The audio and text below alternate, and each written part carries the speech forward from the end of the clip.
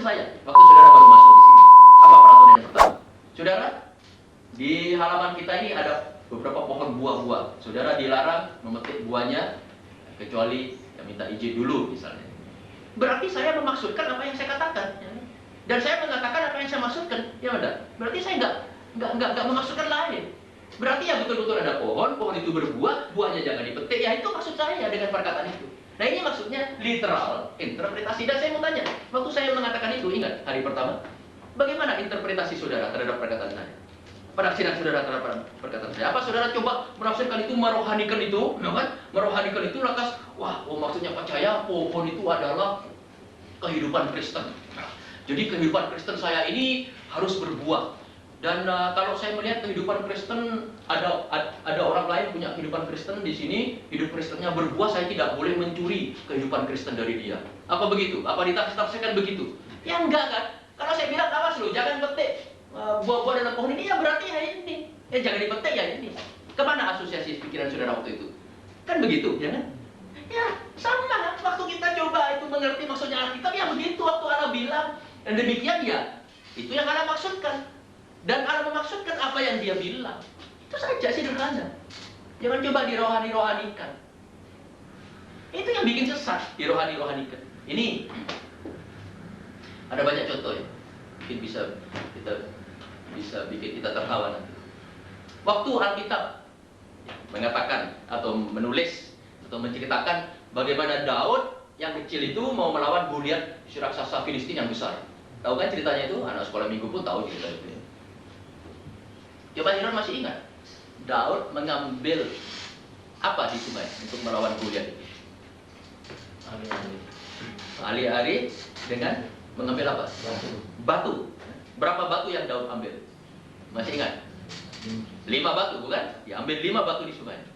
Nah ini, kalau kita mengatakan Daud mengambil 5 batu di sungai, ya artinya apa? Ya 5 batu di sungai diambil. Tidak arti lain. Tapi jangan atas berkhotbah begini, saudara-saudara. Banyak orang tidak mengerti firman Tuhan. Banyak orang tidak mengetahui apa maksudnya 5 batu yang diambil Daud. Daud itu adalah, saudara-saudara, Daud itu adalah hamba Tuhan. Sedangkan Goliat itu iblis. Loh, Goliat ya Goliat, bukan iblis. Iblis ya ada sendiri. Karena kita menyebut iblis ada sendiri. Nah, Daud untuk melawan iblis. Nah, ini lantas Goliat diibliskan. Ya memang dari segi tidak salah, tapi salahnya di mana? Ya Goliat tidak dimasukkan iblis oleh Tuhan, ya kan Goliat ya Goliat, ya kan? Lantas salahnya lagi, saudara, banyak orang tidak mengerti firman Tuhan. Orang-orang tidak mengerti, tidak tahu apa artinya 5 batu. 5 batu itu artinya, batu pertama adalah doa. Batu kedua adalah puasa. Batu ketiga adalah firman Allah. Batu keempat adalah darah Yesus. Batu kelima adalah iman. Ya memang kalau kita itu melawan iblis dan kita memakai doa, puasa, firman Tuhan, darah Yesus, iman, ya pasti menang. Dari segi itu tidak salah, tapi salahnya di mana? Salahnya yang dia bilang bukan yang Tuhan maksudkan. Waktu Tuhan bilang atau Tuhan menulis di dalam itu kitab Perjanjian Lama bahwa Daud mengambil 5 batu, maksud Tuhan dia mengambil 5 batu, tidak lebih, tidak kurang. Terang. Nah, perkara kenapa Daud kok ngambil 5 batu, kok enggak 1 batu, kok enggak 2 batu? Lihat konteksnya. Nanti kalau sudah sampai pada hermeneutik, you akan terkejut. You akan terkejut. Selama ini konsep you tentang 5 batu itu mungkin jauh menyimpang daripada apa yang dimaksud dalam Alkitab. Kalau you lihat konteksnya, you heran sekali. Oh, itu ya sebabnya kenapa Daud kok ngambil 5 batu, kok enggak 1 batu, kok enggak 2 batu. Nanti lain kali, jangan sekarang. Biar rasa ingin tahunya tetap ada. Itu, ya kan? Sering dengar khotbah-khotbah macam begitu dari mimbar. Orang lain disebut nggak ngerti Alkitab. Nah, padahal keterangannya sendiri menunjukkan dia nggak ngerti Alkitab. Itu, ya kan?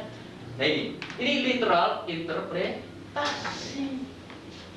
Literal interpretasi maksudnya kita menafsirkan ya sesuai dengan apa adanya di sana. Karena apa? Karena dasarnya Allah mengilhamkan itu, dia mengilhamkan secara verbal, plenary inspiration. Allah mengilhamkan Alkitab itu seluruhnya, sepenuhnya. Kata demi kata. Jadi dengan demikian kita bisa tahu bahwa Allah, kalau Allah mengatakan sesuatu, dia memaksudkannya betul-betul. Dia serius, dia memaksudkan itu. Kalau Allah ingin memaksudkan sesuatu, dia mengatakannya itu dengan terang dan maksudnya. Nah ini cara menafsirkannya. Alkitab itu bukan buku mistik-mistikan ya, terus direka-reka sendiri, direka-reka, diwahyu-wahyukan segala macam, dihubungkan dengan yang gaib-gaib. Wah, nah, nanti saudara jadi dukun itu, nggak jadi pendeta. Allah kita bukan Allah macam begitu. Allah mengatakan apa yang dimaksudkannya dan memaksudkan apa yang dikatakannya. Masuk. Kalau saya tulis surat kepada saudara misalnya, atau saudara tulis surat kepada saya misalnya. Misalnya saudara tulis surat pada saya, kepada yang terhormat Bapak Cahya Robahi di Lawang, salam dalam kasih Kristus. Melalui surat ini saya memberitahukan bahwa hari Senin ini saya agak terlambat 1 menit. Saya terlambat 1 menit Pak, karena saya masih ada urusan mau ngambil vessel di kantor pos.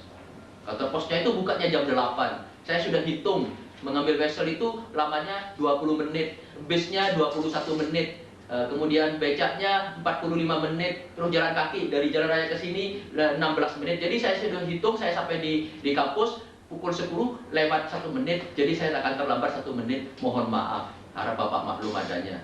Tertanda salam Bisman misalnya ya. Apa lantas saya menerima surat Bisman itu lantas saya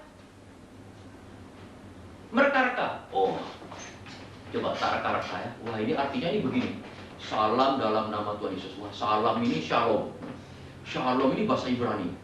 Shalom ini artinya begini. Artinya kota Yerusalem. Kota damai. Wah jadi Wisman ini sedang pergi ke kota damai. Sedang pergi ke Yerusalem hari ini. Bagaimana kalau saya mulai mereka-reka begitu? Lantas misalnya dia mengatakan maaf saya akan datang pukul 10 lewat 1 menit, akan terlambat 1 menit. Maka saya reka-reka, oh, pukul 10 ini artinya ini, 1 menit ini artinya itu. Wah, lantas setelah saya mereka-reka seluruhnya surat itu, setelah saya selesai, lantas surat itu tidak lagi sebagaimana yang dimaksudkan oleh Wisman jadinya. Lantas sudah lain sama sekali, sudah kacau balau. Ya benar, sudah lucu, jadinya itu mah lucu. Padahal yang Wisman maksudkan ya yang dia tuliskan itu. Yang dia tuliskan ya itu yang dia maksudkan. Mengerti? Sama dengan Alkitab juga. Ini kan seperti surat Allah, surat dari surga kepada kita. Jangan direka-reka, nggak garu-garuan, macam-macam yang aneh-aneh. Ya. Tuhan sendiri di surga malah itu nanti itu dia sendiri bingung. Oke, baik. Ya, nanti lain kali kita masuk lebih dalam ini, di dalam hermeneutika.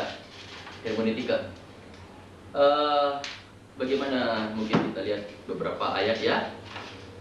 Jadi mengenai literal interpretasi ini, karena kita percaya kepada pengilhaman Alkitab itu sepenuhnya kata demi kata, maka marilah kita menafsirkan Alkitab ya apa adanya. Ya literal interpretasi itu maksudnya apa adanya. Karena Allah memaksudkan apa yang dikatakannya dan Dia mengatakan apa yang dimaksudkannya. Jadi jangan dicari-cari yang lain-lain, yang aneh-aneh, yang macam-macam. Jadi tepat seperti apa yang Alkitab katakan, yaitu tafsirkanlah. Coba Nehemia, ini satu cara yang bagus untuk menafsirkan. Nehemia 8. Nehemia 8 ayat 8 sampai 9. Nehemia 8 ayat 8 sampai 9. Nah, ini ceritanya bagaimana semua orang Israel berkumpul di halaman pintu gerbang itu di Yerusalem. Lantas firman Tuhan dibukakan dan dibacakan dan dijelaskan kepada mereka. Nehemia 8 ayat 8 sampai 9. Nah ini. Mungkin mulai ayat 6 ya, ayat 6. Esra membuka kitab itu di depan mata seluruh umat. Nah ini. Alkitab dibuka di depan mata seluruh umat. Karena ia berdiri lebih tinggi dari semua orang itu. Pada waktu ia membuka kitab itu, semua orang bangkit berdiri. Ayat 7. Lalu Esra memuji Tuhan, Allah yang maha besar, dan semua orang menyambut dengan amin, amin, sambil mengangkat tangan. Kemudian mereka berlutut dan sujud menyembah kepada Tuhan dengan muka sampai ke tanah. Juga Yesua, nah ini perhatikan ayat 8 sekarang. Juga Yesua, Bani, Serebia, Yamin, Akub, Sabetai, Hodia, Maasea, Kelita, Asaria, Yezabat, Hanan, Pelaya, yang adalah orang-orang Lewi, mengajarkan apa? Taurat itu. Nah, waktu itu kan hanya ada Taurat. Belum ada Alkitab lengkap seperti kita punya. Mengajarkan Taurat itu kepada orang-orang itu. Sementara orang-orang itu berdiri di tempatnya. 9. Nah, ini perhatikan. Bagian-bagian daripada kitab itu, yakni Taurat Allah, dibacakan dengan jelas, dengan diberi keterangan-keterangan, sehingga pembacaan dimengerti. Terang ini. Ini nggak macam-macam, nggak aneh-aneh. Itu caranya.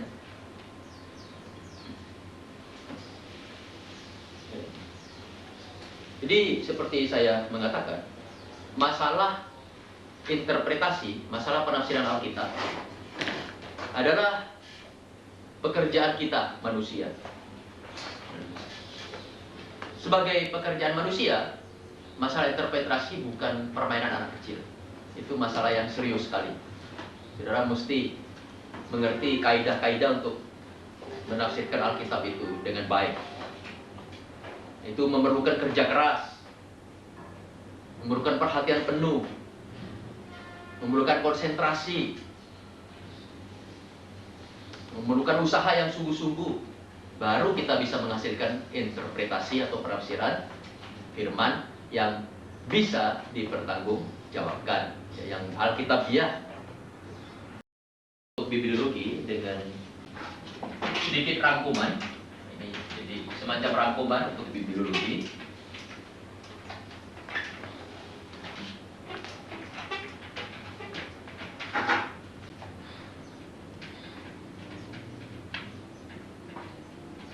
Rangkuman 1, 2, 3 dan seterusnya. Rangkuman menolong kita mengintisarikan, menulis intisari dari apa yang kita selidiki selama ini. Yang pertama, rangkuman yang pertama, bahwa Alkitab itu berbicara tentang otoritasnya. Di Alkitab sendiri berbicara tentang otoritasnya. Dalam Alkitab ada otoritas. Alkitab yang tidak dihargai otoritasnya sama saja itu dengan buku yang tidak berharga. Kita harus ingat ini firman Allah. Kalau firman Allah, kita harus menghargai wewenang Alkitab atas hidup dan seluruh aspek pelayanan kita juga. Nah, ini seperti Matius 4 ayat 4. Tetapi Yesus menjawab, ada tertulis manusia hidup bukan dari roti saja, tetapi dari setiap firman yang keluar dari mulut Allah. Berarti Alkitab sangat vital, sangat penting untuk hidup kita. Alkitab bicara tentang otoritasnya, gitu ya. Apa ini? Mazmur 119. Mazmur 119 ayat 128. Itulah sebabnya aku hidup jujur sesuai dengan segala titahmu. Segala jalan dusta aku benci. Kenapa orang ini, pemazmur ini mengatakan, itu sebabnya aku hidup jujur sesuai dengan segala titahmu. Segala jalan dusta aku benci. Kenapa dia bilang itu? Karena di dalam ayat sebelumnya dia mengatakan, aku mencintai perintah-perintahmu lebih daripada emas, bahkan daripada emas tua. Dengan kata lain, orang ini betul-betul menghargai dan mengakui otoritas Alkitab atas hidupnya. Jadi jadikan Alkitab itu otoritas atas hidup saudara, atas pelayanan saudara, atas seluruh aspek diri saudara. Dan baru Alkitab itu akan sungguh menjadi berkat besar buat kita ya. Kemudian yang kedua, dalam rangkuman ini, firman Allah itu sudah cukup komplit, lengkap. Kita tahu bahwa Alkitab sendiri memperingatkan dengan keras, orang dilarang menambahi, dilarang mengurangi isi Alkitab, isi firman Allah. Tidak ada wahyu tambahan kita juga tidak membutuhkan buku-buku lain untuk menjadikan Alkitab ini komplit. Tidak, kita tidak butuh, nggak butuh buku lain. Jangan pikir perlukan buku lain supaya Alkitab ini lebih lengkap. Enggak, Alkitab ini sudah lengkap, sudah cukup lengkap, sudah cukup. Ya, kita tidak butuh buku-buku lain untuk menjadikan Alkitab komplit. Seperti orang Mormon, di samping Alkitab ada kitab lain, namanya Kitab Mormon. Berarti Alkitab belum cukup untuk mereka. Untuk kita tidak. Wahyu ini sudah cukup. Seperti ada gereja lain, gereja Katolik, itu di samping Alkitab ada buku apa namanya, Pak Leo? Katekesasi ya, katekesasi. Apa? Ya. Ya. Ada dua, ada apa mono absen. Oh, mereka punya buku lain lagi. Oh, ya itu. Ya. Tanpa buku-buku itu Alkitab dianggap kurang cukup. Tidak, kita tidak butuh buku-buku lain. Begitu juga buku-buku lain, buku apa saja. Ada yang bilang Alkitab ini belum final karena itu ada kitab suci lain ya, yang memfinali Alkitab. Memfinali Alkitab. Alkitab ini sudah final. Semua tambahan di luar Alkitab bukan wahyu Allah, tidak diilhamkan oleh Allah. Kita tidak membutuhkannya. Tidak ada sesuatu yang lain dapat mengubah Alkitab ini. Kemudian rangkuman yang ketiga. Alkitab ini menghubungkan kita dengan siapa? Allah. Ini jembatan antara kita dengan Allah. Kalau saudara tidak mengenal Alkitab, saudara tidak dapat mengenal Allah. Kalau saudara ingin mengenal Allah, saudara mesti belajar Alkitab. Karena Alkitab ini satu-satunya jembatan antara kita dengan Allah. Antara Allah dengan kita. Ini menghubungkan Allah dengan kita.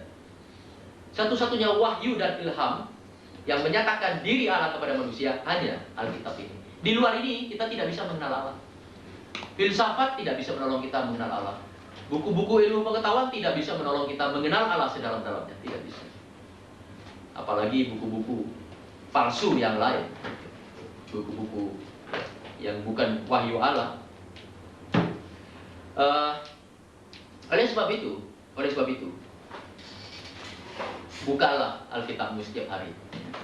Bergaullah dengan firman Tuhan ini setiap hari, supaya saudara setiap hari makin mengetahui Tuhan, makin sungguh mengenal Tuhan lebih dalam, makin sungguh mengetahui siapa Dia. Itu ada orang di dalam perjanjian lama yang disebut dia hidup bergaul dengan Allah. Siapa orang itu? Henokh, ya. Dia bergaul dengan Allah. Itu sebabnya dia diangkat oleh Allah. Nah, kita juga harus bergaul dengan Allah setiap hari. Caranya, Alkitab ini tidak boleh jauh dari saudara. Kalau iblis berhasil menjauhkan Alkitab dari saudara, dia berhasil menjauhkan saudara dari Allah. Iblis mau itu saudara dekat dengan dosa. Caranya jauhkan dari Allah. Karena saudara tidak bisa dekat dengan dosa kalau dekat dengan ini. Kalau saudara jauh dari ini, baru akan dekat dengan dosa. Jadi hanya tinggal pilih aja. Kalau ada terang datang, gelap tidak bisa tinggal di dalamnya bersama-sama, bukan? Kalau kita membiarkan terang pergi, gelap akan masuk. Sama dengan itu. Kalau kita setiap hari hidup dengan terang Tuhan, yaitu Alkitab ini, tidak ada satu gelap akan menguasai saudara. Jadi hiduplah setiap hari dengan Alkitab saudara.